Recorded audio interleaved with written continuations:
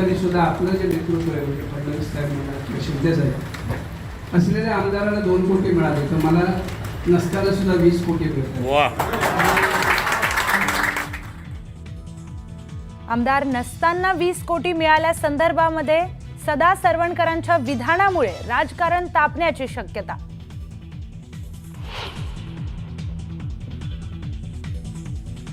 लक्ष्मण हाकेंच्या सामाजिक कार्य करायला पेट्रोलसाठी पैसे देण्याची तरुणाची ऑफर. हाकेंची कथित ऑडिओ क्लिप व्हायरल.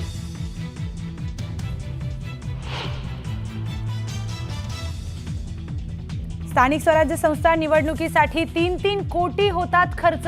कुठे कुठे तर 100 बोकडं देखील दिले जातात. पैसे खर्च करून मातीत जायचं का? स्थानिक स्वराज्य संस्था निवडणुकांवरून आमदार संजय गायकवाडांचं वक्तव्य.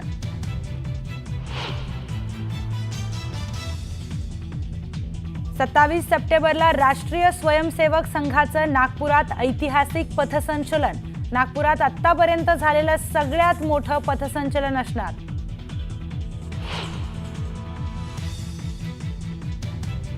पंतप्रधान नरेंद्र मोदी आज संध्याकाळी 5 वाजता राष्ट्राला करणार संबोधित. पंतप्रधान मोदी काय बोलणार याकडे देशाचं लक्ष.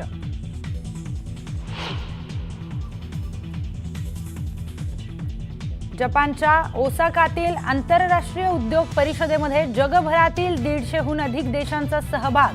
उद्योग मंत्री सामंतांच्या हस्ते महाराष्ट्र पॅव्हिलियनचं उद्घाटन.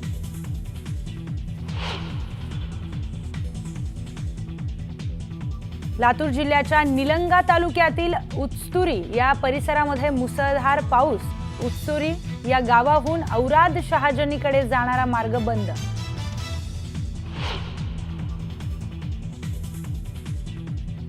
अक्कलकोट तालुक्यात मुसळधार पाऊस. बोरी नदीला पूर. त्याला अक्कलकोट गाणगापूर हायवेवर साचलं पाणी. उमरगे गावाजवळचा पूल गेला पाण्याखाली.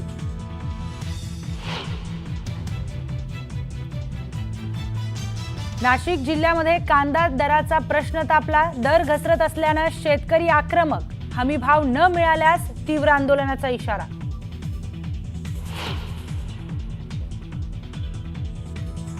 पुणे पोलिसांनी घायवळ गँगच्या 5 आरोपींची काढली धिंड. धिंड काढत पोलिसांचा गुंडांना इशारा. स्थिती आहे तुमचं खरीप हंगामाचं ती काय पूर्ण वाया गेलेलं आहे. जिल्ह्यातील सर्व खरीप हंगामाचे पिके पूर्ण वाया गेलेले आहेत. असं असलं तरी जिल्ह्यामध्ये सर्व दूर अतिवृष्टी झाली आहे, परंतु अक्कलकोट तालुका आणि नदीकाठचा भाग इतकाच भाग केवळ अतिवृष्टीच्या याच्यामध्ये घेण्याचा राज्य शासन आणि जिल्हा प्रशासनाचा कट आहे. प्रीतम पंडित, न्यूज 18 लोकमत, मोहोळ. पूर आणि अतिवृष्टीचा सर्वाधिक फटका नांदेडला सुद्धा बसलाय. नांदेड जिल्ह्यामध्ये तब्बल 7,28,000 हेक्टर क्षेत्रावरील पीक नुकसानीत गेलेलं आहे. कालच कृषी मंत्री दत्तात्रय भरणे यांनी नांदेड जिल्ह्यामध्ये नुकसानीची पाहणी केली. वाशिममध्ये सुद्धा, नांदेडमध्ये सुद्धा ते फिरले. राज्यात सर्वाधिक नुकसान नांदेडमध्ये झालंय असं ते म्हणाले. दरम्यान शासनानं मदत जाहीर केलेली आहे, मात्र ती मदत तुटपुंजी आहे. हेक्टरी 8,500 इतकी मदत जाहीर करण्यात आली आहे. त्यावर शेतकरी समाधानी नाही आहे. वाढीव निधी द्यावा. हेक्टरी 50,000 रुपये देण्याची शेतकऱ्यांना मागणी केलेली आहे. प्रशासनानं जी आकडेवारी जाहीर केली त्यानुसार जिल्ह्यात जवळपास 7,27,000 हेक्टर इतक्या पिकांचं नुकसान झालेलं आहे.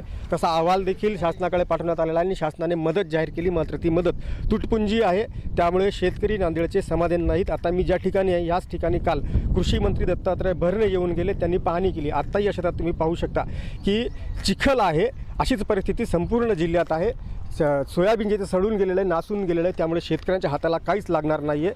आणखीन अनेक प्रश्न शेतकऱ्यांच्या समोर आहेत. माझ्यासोबत काही शेतकरी मित्र आहेत. दादा, काय एकंदरीत नुकसान झालेलं आपल्या जिल्ह्यामध्ये? नुकसानीचं सर आता बोलायसारखं तर काही राहिलं नाही. शेतकऱ्याकडं काही विषयच राहिला नाही. शेतामध्ये मातीसुद्धा राहिली नाही. जी वरून पिकायचं त्याचं मातीसुद्धा राहिलं नाही. आणि सरकार असं काय 85 रुपये गुंठा काहीतरी देत आहे. त्यानं काय उगं मीठ चोरल्यासारखं व्हायलं. उगं पीक विम्याचं तर काय विषयच नाही. त्याचे ट्रिगर सगळं काढून टाकले. तर शेतकऱ्याला कुठंच काहीच राहिलं नाही आता सध्या. शेतकऱ्यापाशी कृषी मंत्री आले होते. हां, त्याचा काय म्हणजे फिरस्ती दौरा होता. काय काही कल्पना नव्हती, काही नव्हती, काही विषय नव्हता. दौरा करून काय फायदा नाही. शेतकऱ्याला खरंच मदतीची गरज आहे आता खूप. आजच्या कंडिशनला नांदेड जिल्ह्यामध्ये आमच्या पूर्ण मंडळामध्ये 1500 कोटी रुपये शेतकऱ्याचं नुकसान झालेलं आहे. त्या हिशोबानं आता हे नुकसान भरपाई म्हणून शासनानं फक्त 85 रुपये गुंठा मदत जाहीर केली. ती अजून मिळण्याची शक्यता नाही दिवाळीपर्यंत. दादा, काल कृषी मंत्री आले होते, काय ते बोलले? मला वाटतं शेतकऱ्यांशी देखील त्यांनी संवाद साधला. काल आले होते या ठिकाणी कृषी मंत्री. 500-550 कोटी रुपये पूर्ण महाराष्ट्रभर जर वाटायचे म्हणलं तर ते एकदम तुटपुंजी मदत आहे आम्हाला. ज्यावेळी तुम्ही निवडणुकीच्या वेळी लाडकी बहिणीला 1,500 रुपये एका महिलेप्रमाणे दिले होते, त्यामध्ये पुरुषाला सुद्धा तुम्ही पैसे दिले, कारण की नियमबाह्य पैसे दिले तुम्ही. तर आम्हाला नियमात असून आम्हाला का पैसे भेटत नाहीत? आम्हाला आमच्या हक्काचे पैसे पाहिजे. आम्ही पीक विमा भरलाय, सगळं केलेलं असं. बरं दादा, मला सांगा की एकंदरीत समजा एखाद्या 1 एकरला किंवा 1 हेक्टरला खर्च किती येतो? सर, एका एकरला 10 ते 15,000 रुपये खर्च होतो आम्हाला. आता आमचे 15,000 रुपये गेलेले आहेत सर. तर आमच्या हाती 1 रुपया लागला नाही आता.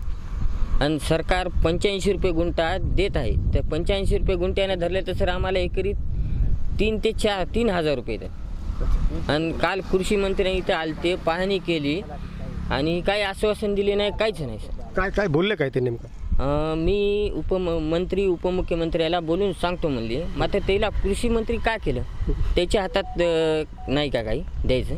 शेतकरी खूप मोठ्या प्रमाणामध्ये हवालदिल झालेला आहे. आता दिवाळी साजरी करायची कशी, असा शेतकऱ्यांसमोर प्रश्न आहे. शासनानं जी मदत जाहीर केली आहे ती अगदी तुटपुंजी मदत आहे, त्यामुळे शेतकरी समाधानी नाहीत. मुजीब शेख, न्यूज 18 लोकमत, नांदेड. बातमी यवतमाळमधून. यवतमाळमध्ये झालेल्या अतिवृष्टीचा फटका पिकांना बसला. हजारो हेक्टर शेतीचं नुकसान झालं. अतिवृष्टीने सगळं पीक नुकसानीत गेलं. सोयाबीन, मूग, उडीद पिकं पावसामुळे पूर्णपणे खराब झालेली आहेत.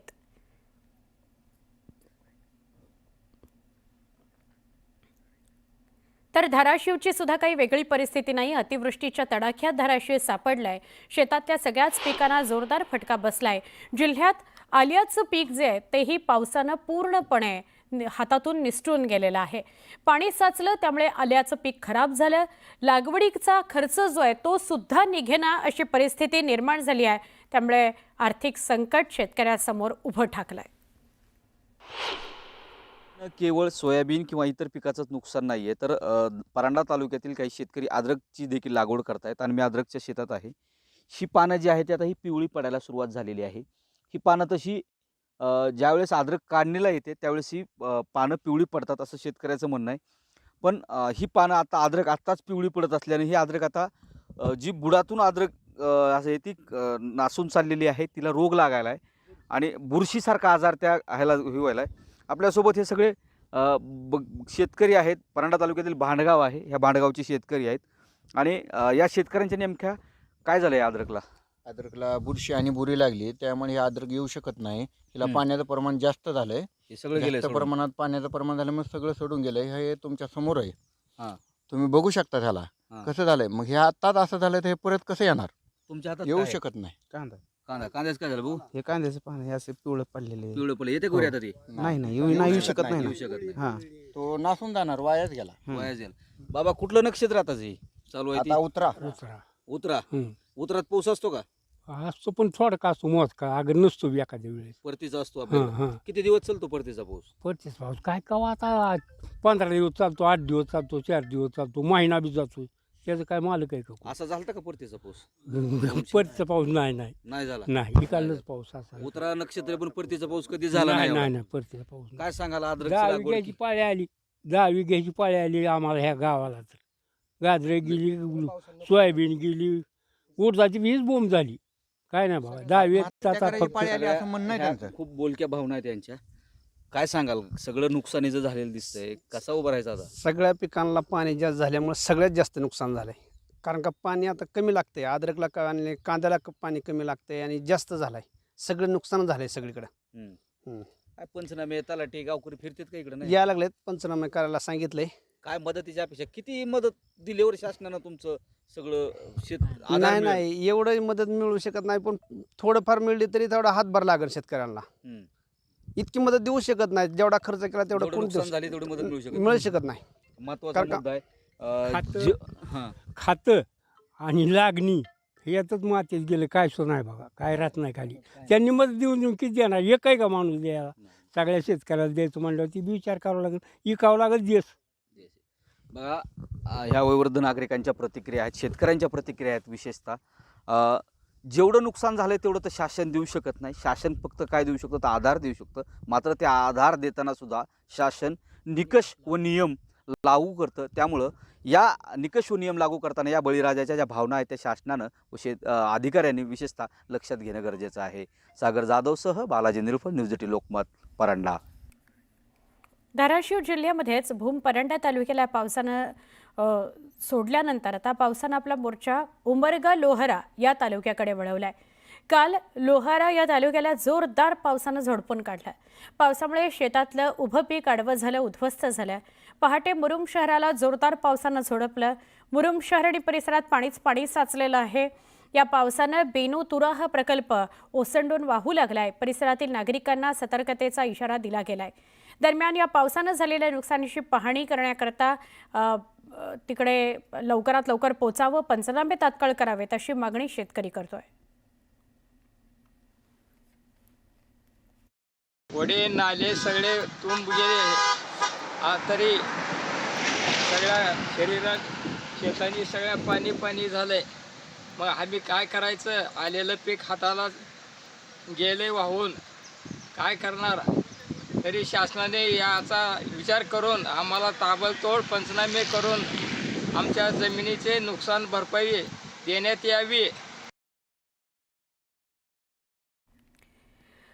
पुढची बातमी वाशिमची आहे, कारण कृषी मंत्री काल वाशिमला सुद्धा गेलेले होते.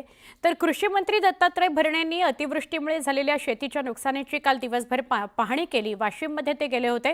यावेळी त्यांनी शेतकऱ्यांशीही संवाद साधला, त्यांच्या समस्या समजून घेतल्या. सोयाबीन, तूर, कपाशी यासह इतर पिकं पाण्याखाली गेली आहेत, त्यामुळे शेतकऱ्याचं मोठंच नुकसान झालेलं आहे. तो रडवेला झालेला आहे, मेटाकुटीला आलेला आहे. राज्यात अतिवृष्टीमुळे 63 लाख हेक्टरवरचं पीक नुकसानग्रस्त झालं आहे. कृषी मंत्र्यांनी या संदर्भात स्वतःच वाच्यता केली. दिवाळीच्या आधी शेतकऱ्यांना नुकसान भरपाई देऊ असं आश्वासन सुद्धा दत्तात्रय भरणेंनी दिलेलं आहे वाशिममध्ये. लवकरात लवकर दिवाळीच्या अगोदर मानण्यापेक्षा लवकरात लवकर ही नुकसान भरपाई दिली जाईल. साहेब, 1 महिन्यापूर्वी आपण इथूनच वाशिम जिल्ह्यातूनच घोषणा केली होती की 19 जिल्ह्यात नुकसान झालं आहे, आपण लवकर मदत देऊ. अद्याप आज एक आलेली मदत आपल्याला माहिती आहे की पंचनाम्याला उशीर लागतो, पाऊस तर जोरात आहे. ऐका ना, मे आणि जून ची मदत आलेली. तर वाशिमची ही प्रतिक्रिया होती. पुढच्या बातमीकडे आपण वळतोय. सातारा जिल्ह्यातील धरण क्षेत्रात जोरदार पाऊस पडतोय, त्यामुळे कोयना धरण 100% भरलेलं आहे.